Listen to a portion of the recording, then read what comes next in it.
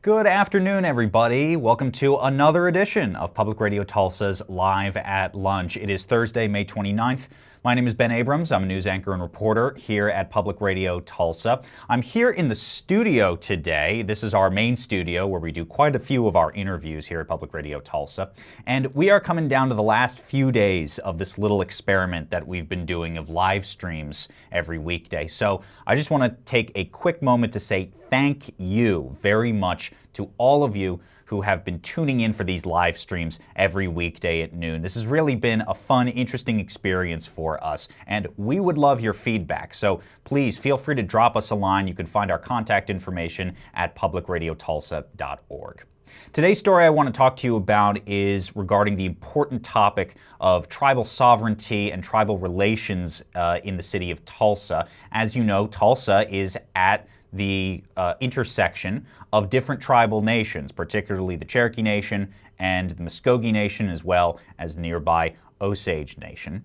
And Tulsa officials are still working to give these two parks, Council Oak and Stickball parks, back to the Muskogee Nation. Now, Tulsa primarily resides in the Muskogee Nation. There are portions of it in other tribal sovereignty areas, but primarily the Muskogee Nation makes up a good chunk of this.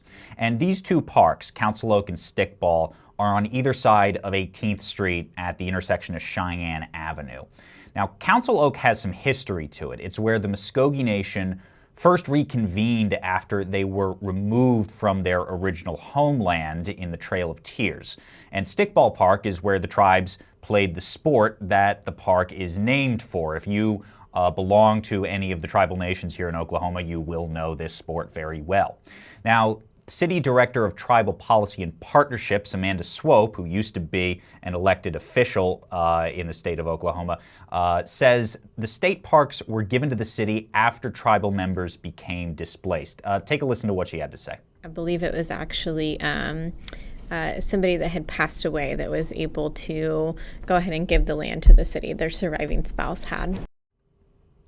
Now, Swope explained that because the city owns the parks in trust, they have to be gifted to the tribe for a small fee. And that's just one of a couple of different legal hoops that they have to jump through to get this process moving forward. Take a listen to Swope again. Not only did the artwork, the sculptures that exist there have to be conveyed through the Arts Commission, the land itself had to be conveyed through the Parks Commission.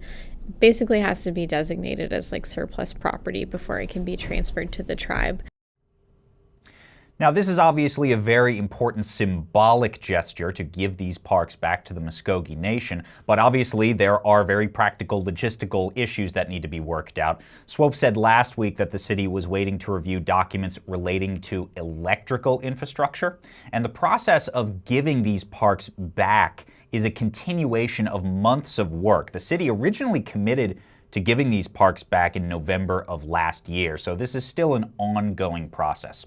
If you'd like to read more about this story, you can go to our website, publicradiotulsa.org. The article is right here by our senior reporter, Max Bryan. And while you're there, again, another plug that I want to just give, you can subscribe to our newsletters while you're on publicradiotulsa.org. Let me show you how. If you go to the Public Radio Tulsa homepage, you'll see this little bar on the side. It says PRT Newsletters, and you can click Sign Up.